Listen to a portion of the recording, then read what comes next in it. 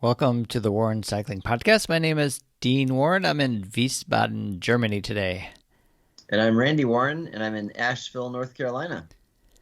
Yeah, we were getting back together after a shorter break than normal, like a weekly schedule what we once had. But you're getting ready to travel, so next time we get together, we'll actually be both in Italy, right? I don't think we'll do a podcast, so you'll be racing Gravel Worlds, which you've got the map behind you of the course, which will be raced differently, I guess, for the age groups and the elite men.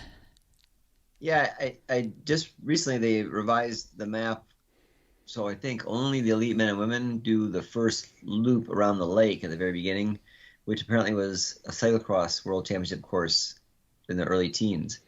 And then, but so now everybody else is not doing that loop, I think, so it's shortened our race just a little bit. But almost all the climbs are the same. So I think we have 8 main climbs, and I think the elite men only have 9. So only one more main climb. So it'll be fairly similar courses. You know, there's this significantly longer. They had some more distance, but yeah, it should be fun getting to do a lot of the same, all the hard parts. Just about as everybody gets to do the elite women, elite men, and then the masters too. Right. Well, as a build up to Gravel Worlds is approaching, I haven't seen a lot in the news about it because the news lately has been dominated by a possible merger between two of the most successful teams as far as winning races and Grand Tours with Jumbo-Visma and Soudal-Quickstep, which has caught everyone off guard and has everyone puzzled and can't quite wrap their heads around how this could happen, how the most successful teams would.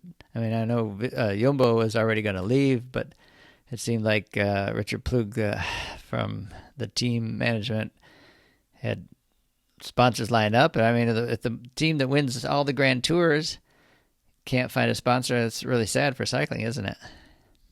Yeah, I heard something too that Jumbo actually is going to be involved still next year at some level. So I'm not sure exactly what's going on with that. And Patrick Lefevre seems like he's always having some trouble getting the funding he needs, and always performs above what their budget is. But yeah, Jumbo's been really solid for a really long time, and Richard Plugo said that their future is going to be secure through 2030. So he's got things in the line, but yeah, I don't know if they need to financially combine. I'm not sure. Like you said, it's taking people by surprise. And it's confusing. Apparently, they've been talking about it since at least July, I think, June or July this year. But yeah, it's somewhat confusing too. Like, I'm not sure what the benefit is out of it. I mean, and they have a huge number of staff and a huge number of riders under contract. So how fast would it happen? A lot more contract for more than even next year, and your limits about how many people can be on your team. So they'd have to be released from contracts or find other places. Yeah, I think I heard that there was like 45 maybe riders between the two teams under contract, and I think the limit is 30 riders per team, World Tour team. Yeah, that sounds about right. Yeah, 28, 30, something like that. Yeah. Yeah. I don't know. And again, I don't know. Usually when you have this kind of merger, it's like, one fledgling program that's really not, doing so great. And then Cervelo and Garmin at one time combined, right? Yeah. And even Jacob Cannondale. They might have Cannondale with leaky gas, maybe, or something. When there's been mergers for sure. I mean, I watched the GCN show about this the other day, and they mentioned like 5 or 6 times. And it's funny because one of them, I think Dan Lloyd was on the team, the Garmin Cervelo team, or he was the Cervelo test team. So he was actually involved in that process, being when they merged, or just before or after they merged.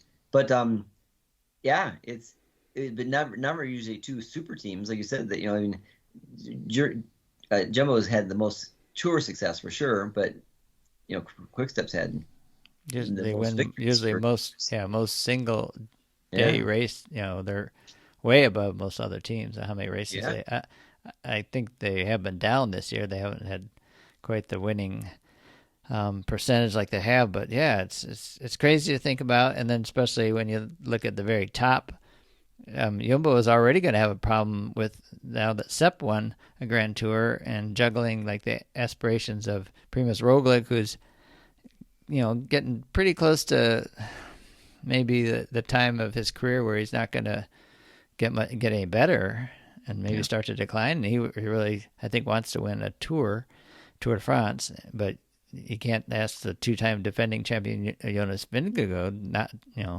to continue his winning ways at the Tour. And then if you add a Remco Evenepoel into the mix, who was going to be a really good competition for Jumbo and Tadej Pogačar, and I don't know. I mean, they talk that maybe Roglic and Evenepoel would go somewhere else, but they're all under contract. It's very, very confusing. Yeah. And Remco obviously is targeting full on the Tour, and Vingegaard is targeting full on the Tour as well. So that won't work. Them being together, I don't think it'll be the same amicable situation that maybe it turned out to be at the Volta among Jumbo if Remco and Vingegaard are on the same team. And I can't imagine either one being okay with being told you can't do the Tour next year. So at first I was thinking too, like maybe it's just a bunch of hubbub. We've heard these rumors before about things and nothing ever happens. But then there's a story today about the UCI being informed of merger plans. So maybe that's just a logistic thing to make sure that they are checking off all the boxes in case it does happen. But I mean, again, going back to what you said at the beginning, you would hope that there'd be people lined up to sponsor the best team in the world, Jumbo-Visma, at this point in time. Like Apple. Maybe, right. Maybe. We saw a picture with Richard Pluga and Tim Cook, was his name? The CEO. CEO. Yeah. And Apple has, certainly the budget. They could easily, do it. That'd be like a day's worth of soap usage or something like that in their offices or something. I don't know. So they're one of the biggest companies in the world. So I think they could certainly easily pulling out the $50 million a year to sponsor a World Tour team. And actually, all that $50 million doesn't come from one sponsor. Usually, it comes from a number of ones. But apparently, so Apple, Cook was in Europe too. It wasn't the other way around. And he was doing some work for Apple there. Apparently, they have a new headset that they're showing around, and they think it's gonna be the next big hardware piece that they're gonna have. Yeah. Wow. And you've actually plugged it for cyclists, saying that it would give cycling fans a more immersive experience watching cycling. But I thought it might make me sick too. So yeah. Apparently he's a cycling fan. Yep, and a cyclist. Yeah. So yeah. Who knows? I guess I would hope. I mean, you want more opportunities for people, and you want things to be as competitive as possible, I think, as a fan. And so this seems like it would be not providing more opportunities or making the competition better. That you don't want one team to dominate, like SPD works. Sometimes people complain on the women's side that it gets boring, them dominating so much. And then actually too, both these teams have women's teams too, and they said would they be part of the merger too, or would the teams spin off one of the women's teams? Also, and then it's a loss of jobs from a lot of staff, soigneurs, and I don't know. We'll find out. So it is episode 235 of the Warren Cycling Podcast. Or 335. I'm sorry. 335. I lost 100 right there. 335. It is almost the end of September. It's September 28th. Yeah, I'm back in Germany. I was just in Rome a couple of days ago. Going to be back in Germany again. Beautiful day today. Wow. It's like summer's hanging on one last time. I think a front's moving in or some cooler weather is coming. So I don't know. What's the forecast for Italy for you, which is a week from Saturday. So this is a Thursday, right? Yeah, so it's coming up pretty soon. Yeah, it's been in the 80s there this week. And then they're supposed to have a shift a little bit and you go into the 70s next week. And they're calling for rain on Wednesday with thunderstorms. So maybe, although it's been in the 70s, it's supposed to be in the 70s a day or two before that. But maybe that's the major shift. But it's supposed to still be, 50s at night and 70s in the day. So it looks like good weather. And right now, initially they were saying it might rain leading up to the races on the 7th and 8th. But now it looks like it'll be maybe some rain at Wednesday or so, which is too bad because that's the day I'm going to pre-ride most of the course. But but the rest of it's going to be pretty darn good. Yeah, it should be good weather. Right, and this is just 45 minutes outside of Venice, Italy. So straight north, yeah. Yeah, so it's not in the traditionally more warmer part of Italy. I mean, all Italy is pretty warm, but not up in the mountains so much, maybe. But of course, down all the way south, probably stays warm all year round. Yeah. If you're on Sicily or something, you're getting super hot weather in summertime, but pretty pleasant temperatures in the winter. Yeah. Right. Well, there are a few road races still going on, and I got Teddy Pagacha up here behind me, who will be going for another monument. When he's already won twice, right? In Lombardia, which goes goes from switches each year, going from Lake Como to finish in Bergamo, or the other way around. This is a Bergamo finish. Bergamo finish. How do you say it? This year, and he's got a couple of races leading up to it. I just saw, though, two UAE guys at the top of a win. Which race? Because they got the Crow race going on with Q38 guy won there, and Corey Davis is racing that race. He looks like he's been finishing pretty well, but his teammate won today. I've already got my birthday list up here on Pro Cycling Stats, but I didn't check it. Looking ahead. Pagacha has won the last 2 years, yeah. So Lavardia, so he's, yeah. Yeah, he's got the Giro dell'Emilia on the 30th, and then what was the other one? He's got another one on the third Tri-Valley. Barcine, yeah. Barcine? Right, but the Crow race is going on. The Tour Langkawi is going on, where Simon Carr of EF Education is leading that race, Tour Langkawi, which... But no U.S. guys there this year. No. Usually, I mean, the teams that used to go over there aren't around anymore, are they? No, I think Wildlife Generation, any program that they had, the old Jelly Belly or Wildlife Generation, so they would always go over there. But oftentimes too, like you get a team that was, a friend of mine in the Volley Factor racing team, they were just down in South America someplace racing. So yeah, sometimes you get smaller teams that get an invite, and get a chance to race with some of the bigger guys. And then they, like Trinity Racing was in Langkawi too, right? Weren't they? So Danny Van Hout, he's the one that used to bring a team over there almost all the time, but he doesn't have a team right now, does he?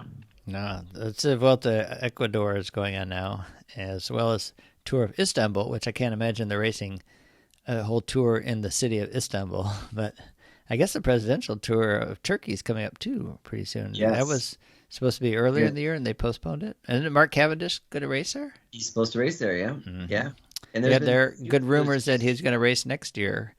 Yeah. Michael Morku has been signed, right, for Astana, Kazakhstan. Yeah. Right, that's definitely, and then so they're lining up a pretty good lead-out train for him. And yeah, Case Bull will still, I guess, be with them too, right? He's under contract for next year too. Yeah. So it looks like, and then the Tour of Turkey is supposed to be Cavendish's next time out the racing and stuff too. So we'll see how he's if he's mailing it in, or if he's looking to end the season strong, maybe start off the next season. If he's going to retire, he might be like, I'll just go and whatever. But if he's thinking, I'm going to race next year, he might be gunning for a win or two. Sure. It was Davide Formolo, the UAE rider, in front of Mark Hirschi, racing and winning the Coppa Agostoni Giro della Brianzini. Yeah, and Hirschi's coming off a stage race win for it. Yeah, he's been riding strong. And then Arnaud Delis, who won a Quebec race, right? His first World Tour win there, and he just won the Circuit Franco-Belge race. So, and he maybe could have won the, which we haven't talked about, the European Road Race Championship, which was he was trying to set up Wout van Aert, who thought he was going to be able to win, catch his trade teammate Christophe Laporte, who had jumped earlier, was off the front earlier, and he thought he had enough to catch him, but Laporte kept just a little bit to have that last push to win the European Championship race ahead of Wout van Aert, who's accumulated so many silver medals in big races. Yeah, he said it. Crazy number. Yeah, Delis only 21 years old, and he's so the Grand Prix, it's like this, the Quebec was one of his biggest wins, but he's been showing a lot of promise. Earlier in the year, he looked really great, and then didn't seem to hear much from during most of the year. Now he's coming on strong again late in the year. So yeah, and he's signed with Lauda Destiny through 2026. So he's he's a big talent for sure. He's the kind of guy that was winning races seemingly earlier this year just on brute strength and brawn without maybe having the best tactics, but didn't need him because he was so strong and just could power to the line. Yeah, he's got 1, 2, 3, 4, 5, 6 major wins, top results this year. So yeah, 6 wins. Yeah, yeah, for a 21-year-old. Wow. That's pretty good, right? Yeah. Well, that European Championship, so the Jumbo-Visma trade team riders took the podium, but all different countrymen. Nationalities, yeah. Yeah. Yep. Not at this point. What surprises you about Jumbo? So it's not that much, right? So right. Wow. Well, overall, I was trying to think earlier today because I was thinking about, I had a picture of Mathieu van der Poel, and I switched it for Taddy because Taddy's going for the Monument. He's still racing. Mathieu van der Poel decided not to race anymore, take a break and get ready for what campaign he might do for cyclocross. But he was supposed to do Paris Tours, and we were talking, what about gravel? He was third last year in the Gravel World Championship, so there's got to be some probably pretty big names. Like we said, there hadn't been much news so far. It's probably going to come out next week as the race gets close, who's going to be there at the gravel. But you said, Van Aert might be there? Yeah, that's what, so Keegan Svensson wrote an article about going to Gravel Worlds and saying that the U.S. might have more of an advantage. Certainly this year. Last year, they didn't bring much of an elite team because they know how to race gravel, and it's still European gravel, not American gravel, which means more paved roads and things, but it's still much more gravel-like than last year. And he thought they might have an advantage to be able to race as a team, and so they could, other European teams and stuff might not be able to do that. And he said that everybody keeps telling him that, well, Van Aert's going to race it, and he's going to be this biggest, competition. And so he's hearing, that's what he's hearing, that, well, it's looking like a likely starter for Gravel Worlds. Yeah. Interesting. Yeah. Well, maybe we'll run into him. Maybe. You're going to be there a few days, and maybe you can scout out and see who else is hanging out, getting ready for the elite men. I guess Chad Haga would probably be there, right? He's kind of going to race more gravel for the U.S. U.S. team, has been announced. Do you know what it hasn't been announced? Oh, yeah. Yep. Yeah, and then we saw that Luke Lamparty was going to go, which we thought was... Oh, can you find that? Yeah, I'll look real quick for it. But it seemed like that was unusual because Lombardi's not... I didn't realize he was a big gravel racer or not, but apparently he is doing enough and is at a high enough level that he said he wanted to go, and he's going to go. So, Alexei Vermillion's going to be there. It's going to be He's had a solid year. Oh, yeah. And he was second at Nationals, too. So,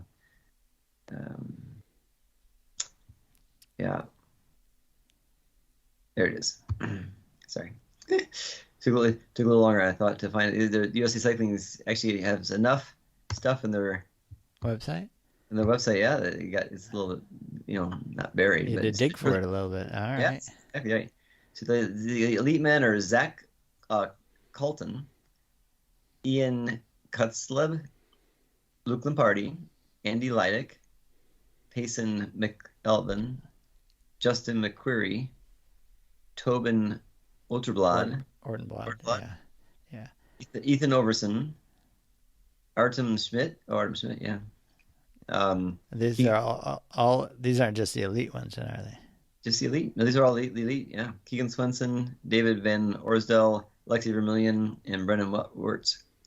So yeah. So I mean, I'm sure it's a pro elite. It's elite. It's an elite field. So you could be. There's no categorizing, and they're racing at the elite circuit. So the women, Morgan Aguirre, Crystal Anthony, Heidi Franz, who I helped support last year at the national championships, and she's done great this year. She's won a couple races now. Emily Newsom, Paige Owenweller. Actually, Heidi was one of the people that was touted as being a potential winner for us. Lauren Stevens, who won nationals. Alexis Scarda, Catherine Sheridan, Keely Sparing, and Sarah Sturm. Yeah. So, yeah, big teams. I mean, considering last year, I think we only had, I don't know, like 4 elite men riders or less than that. It was not very big at all. So it was more of a road race last year, though, wasn't it? It definitely was. Yeah, and I think Keegan would have gone, except for he was in World Championships for road. Right. This, He you went to know, Australia. yeah. Yeah. So and he really, it was a nice article. If you want to look over at Velo, he wrote an article about getting ready for Worlds and stuff too, and how it's shifted so much in one year. Actually, too, Peter Stettner wrote an article too about how his experience at nationals, and he crashed out basically. I mean, he got in a crash and broke bike parts that he couldn't continue on. But he was saying that it's already shifted so much in just a year or two, where people are like, a lot of elite riders, oh, I don't need to do the USAC stuff, and I don't need to go to Worlds. It's not racing like we race and stuff. It's already shifting very quickly to being like, oh, especially with the money that was available at nationals, and then the prestige now at Worlds is much more so, and the people are feeling like, well, this was an American-born sport. We should go over there and show them how to do it. So even with a lot of pavement, even some of the climbs, they still are starting to feel like they need to go over there and fly the flag for America. Yeah. Well, hopefully we'll get some kind of result then with all those riders. And the course definitely has a lot more climbing than last year. You said a lot of the climbs are on paved sections? Yeah. So I had to look again, but I think quite a few of the climbs, yeah, are paved. Yeah. And I think like half the course is paved too. So, but last year, a lot of the dirt was on like dirt trails and dirt paths. And this year, most of the dirt is on dirt roads, gravel roads, which is more similar to, what we're used to racing in the US. But there are some, for sure. There's a video out there showing the last 13 kilometers of the race, and some of that gravel, they said it's some of the more technical stuff, but is on double track kind of dirt paths. And one of them is actually on a wash. It's like a drainage ditch almost that you ride through with some pretty good rocks. And the person who was pre-riding the course was wondering if they're going to throw dirt on over the top of that to smooth it out at all. Because I was thinking too, a lot of people are going to be riding narrow tires. And in one article I read was saying higher pressure too, which is going to be fast for a lot of it. But then you run across like this drainage wash, and it had some pretty big rocks. And if you're running narrower tires at lower pressure, that's certainly a recipe for flats. And that's right towards the very end of the race too. So Wow. yeah. So Could be some I'm people making some passes maybe at the end with different equipment, perhaps, huh? Yeah, maybe. Yeah, that narrow wash was narrow. It'd be hard to get too much past there for sure. But yeah, people are going to try and jockeying for position and that kind of stuff too. But I'm running my 38 in rear and 40 in front, and still kind of all around tires, but fast on dry stuff too. So because it looks like it should be dry. But yeah, it'll be interesting to see what people are riding. Last year a lot of people were riding road bikes. How many of you people doing that? And if they do ride them, what happens when they come to that places like that are technical? Yeah, it's gonna be fun to watch. Wow. All right. Well, it will be televised, will it? For sure, the men's and women's elite, and that's probably it. But well, last year too, like showed a lot of the Masters people being passed by the elite riders, so you got to see some of the U.S. Masters people there. And that'll be the same case by somewhat, though they're not doing loops this time, though, either. So, although the starts are a little weird because the women elite go just a little bit before I go, I think 10 minutes before I go, and they do that loop first, and we don't do the loop. Huh. So, it seems to me like that's a recipe for somebody overlapping somebody. Yes. Yeah. Huh. Certainly, if not our group, if they can do the loop in 10 minutes, I'm not sure how big the loop is. I think it's a couple kilometers, though, so I don't think I do it in 10 minutes. But there's one more group. It's the women's elite, then there's a group ahead of me, and then my group. So, yeah, I can see definitely mixing. So, maybe watch the beginning of the women's elite race. If it's the beginning's on TV, then maybe you'll see me racing then. So on this, I'm pointing to my screen, but on your screen, you've got the length 136 kilometers, elevation gain 660 meters. Is that for the Masters and for the elite women? But the elite women are doing a little more than that, right? Because they do the extra loop. Yep, exactly. Elite women are like, 5 more kilometers, 6 more kilometers, something like that. But almost the same amount of climbing. Very, very little difference. That's a very flat loop around the lake. So, but yeah, just a little bit more. All right. Well, best of luck to you when you go over, and hope everything goes out well. We're just clicking right through all of what's going on pretty quickly here today. Not going to be probably as long as a podcast as we normally get into. Just perusing different articles, what's going on besides those races. I saw that the Tour Tobago, which I haven't seen anything anywhere else on, is going on because of the Instagram following of Trevor Connor who's can't remember which coaching organization he was part of, but he's been a long time. Fast Was he track. Fast Cat? But no, not Fast Cat, but Fast Track, I think it's called. Fast, yeah. He had a Velo News podcast at one time, and then he broke off to have his own, I think. But yeah, well, they actually, so Fast Talk Lab. Okay. So that's a company that actually has a contract with USA Cycling to do some of the education stuff for them, and they do a in-depth podcast, and they do some research on their own too, and it's a collaboration between Trevor and a couple other people. Right, but he loves Tobago, going down there. There's a tour of Tobago, and actually, is he going to race? Yeah, he's going to race. Yeah. And the one time I went there when Taylor was racing, Corey Davis was racing at that time too, at the same time, and now Corey Davis is racing against World Tour riders in that race in Croatia. Yeah, so it's pretty cool. Yeah. Corey's a solid rider for sure. Yeah. Well. Chris Froome's going to race in Japan. Is that what I saw? So he's still couple of races in Japan. Yeah, he's still. It's interesting. So I read an article about him, and he was saying that he's still puzzled why he didn't get chosen for the tour team this year, and is thinking about how does he train next year to make sure he's chosen for the tour next year. So he's still harboring options for why he look to race at the Tour de France again at least one more time. And he was training with Cavendish, so Cavendish was with him. And I don't know where they were. He trains a lot in Southern California, so I'm not sure if that's where he was or where he was, but they were doing some training together too. So yeah, interesting.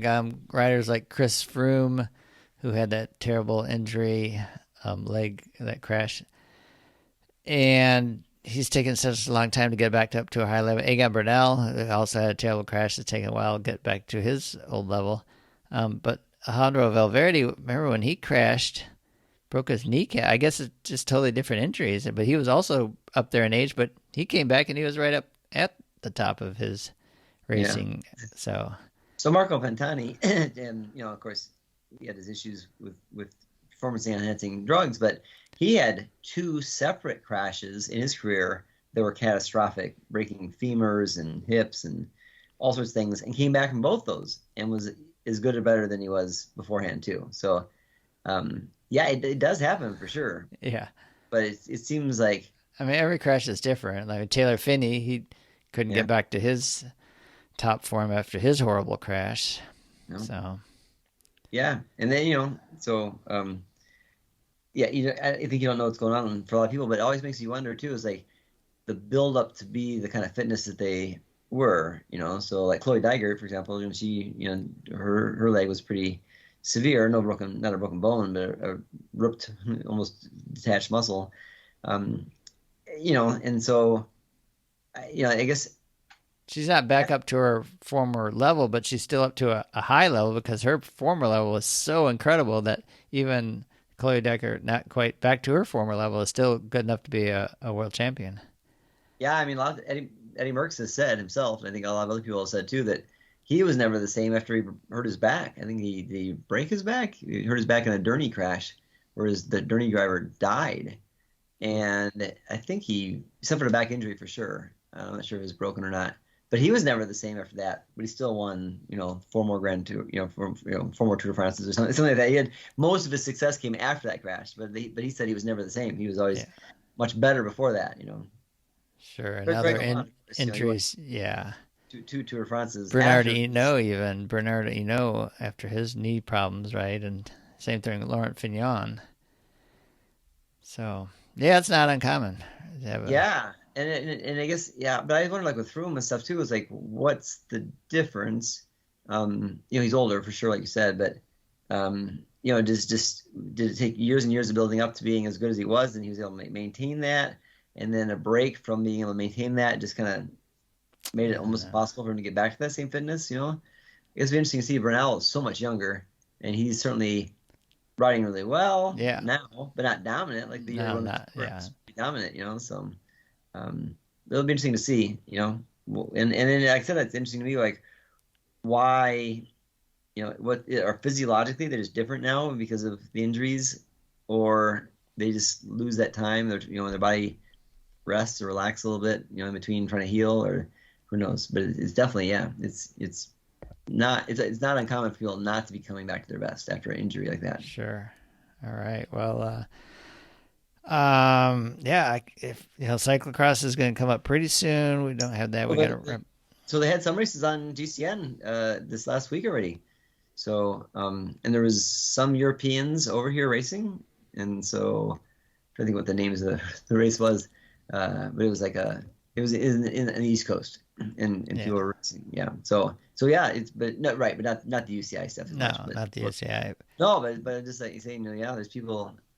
Yeah, and locally here too, we've got our first preseason race this weekend. That Dark, the team I work with here, is paying for all the juniors. So if you're a junior and want to race for free in Western North Carolina, come do the races here in Asheville. And we paid for also the juniors doing cyclocross clinics earlier a couple weeks ago too. So we're just trying to encourage juniors to certainly not let money be a barrier for them to come out and train, do clinics, do races. All right. Well, that's awesome because we're thinking about cyclocross, and one of the top American cyclocross racers, he's our current national champion, isn't he, Curtis White? Oh, yeah, he is. Yeah. Celebrating his birthday today. Oh, is it really? Yeah. Yeah. He was racing at the was it? I don't know, where it was, the races. Sorry, it was going on this weekend too. He didn't win any of them, but he was definitely showing off the stars and stripes. It's his golden birthday. 28 on 28th? Yep. 28. Oh, you got it. I never knew what a golden birthday was. So. I didn't know that until my wife Carrie. She said she was very attuned to that, and she was born on 31st, so to her 31 years to get to her golden birthday. Took a long time to get to it. Yeah, that's one of the few Americans I think I see on the birthday list today. How high up is he on it? Not very high, because he races mostly cyclocross, and these points are from this road racing. Yeah. So yeah, he's like 59th. Paul Martin is actually ahead of him. Isn't he? What number is he? What number? 59th. Yeah. So Paul Martin was 51. He's been a good racer for a long time. He's raced for a long time too. So he was a pro with Navigators in '98. So, but yeah, I think he's still a pretty prolific Masters racer at this point. Yeah, well, top of the list though, which doesn't happen so often, we have a female at the top of the list, Trixie Works, who's she's 42, but it seems like she just was racing through 2021. Yeah. So pretty recently, the German rider was finishing with Trek Segafredo, and yeah, she won overall the Tour of Qatar, at the Tour de la Cycliste Féminine, also Prima Delia Giro Toscana International Feminilia Memorial. Boy, we just butcher everything up, don't we? She won the GC at the Amazon Tour of California women's race. Yeah. Empowered by something. Yeah, yeah. So, but she won a lot of GC races. Sure. And she, like on their pro cycling stats, she's got a lot of the different categories filled in for sure. But GC is her lowest one. So time trial was her highest one in sprint, but also a good climber in time one day racer too. So, but she's got a lot of GC accomplishments on her pulmonary. So, she's quality racer for sure. All right. As we sometimes can learn a little bit about the history when we find a rider that's a little bit older celebrating his birthday, when we do the birthdays, is the number 2 rider, Guido De Rosso. So I'm real curious about Guido De Rosso, 83, the Italian. Looked like he was good in the sprint and one-day races. So, he won overall, though, the GC of the Tour de Romandy. Yeah. That's pretty cool.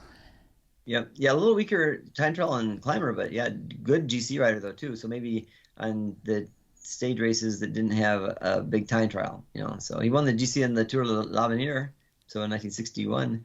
And actually interesting that the next year he won Romandy, so he won that probably pretty young. Wow. Yeah, he raced mostly in the 60s, in the late 60s. So what else do we have on here? He raced for Molteni too. So yeah. Baptista Plankaerts, 35, is the highest placed active rider. So Plankaert's a very, very common or familiar name amongst cycling. Eddie Plankaert. Eddie Plankaert is his brother. And then Emil Plankert is brother too, and Willie, who's not Plankert, but Willie True was a grandfather. So wow. Well, he won Baptiste won the overall at the Tour de Normandy back in 2016. He also has won the Rund Kulm one-day race in 2019. Races for Intermarché Circus Wanty signed through next year. He's 35. Yeah, he's the older brother. So Eddie's only 28. How old's Emil? Let me see here too. Emil is 26. Yeah, so he's a bit older than those guys. Excellent. He's blazing the trail for his brothers. Just going down to see if I can see any other. You said Paul Martin already. It's 51 today. If you're looking for any other Americans, looks like Renee Marshman, 59. And Reed Pletcher, 35. Bless you. Owen Musser, 27. God bless you. Yeah, that's our list we got today. That's our podcast. We'll wrap it up a little quickly. I need to get some sleep. I'm doing 3 international trips in a row, and and then the one after that will be in going to Venice to see you. So I know it's a lot. It's so many travels. I mean, for me, you're leaving in a few days, right? Yeah, I was in Italy in the spring, and so someone said recently, "Oh, you're traveling so much internationally," and I said, "Well, Italy twice now and Canada once, but that's it." But so from between now and next week when we see each other, I'll make one trip over there, which will be a lot for me. And you'll have 3 trips. So so right. I leave Monday, get there Tuesday, and then rest on Tuesday. Wednesday, a little ride. Wednesday do the course, and then but for me, it's so rare I get to sleep as much as I need to each night. So coming in a few days early helps me to pre-ride the course, get familiar with the finish, and then get some rest. Actually get some good sleep too, which is super important for racing.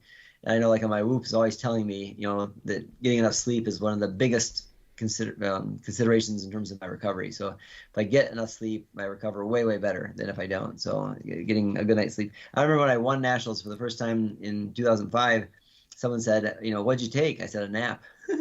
So, and just the fact that I got to sleep and rest before the race was a huge. So yeah. Didn't you used to tease me before we ran our first marathons? We were marathon runners before we were cyclists. Before we ran the Detroit Free Press Marathon a couple of years, and you would say that I just slept a lot to get ready for the marathon run. No, I remember you saying that.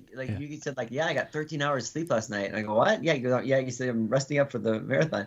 I remember you getting, I think, one year, not even 16 hours of sleep. And I'm trying to run these huge runs, and you're sleeping a ton. And the first couple of them you beat me. So maybe that paid off.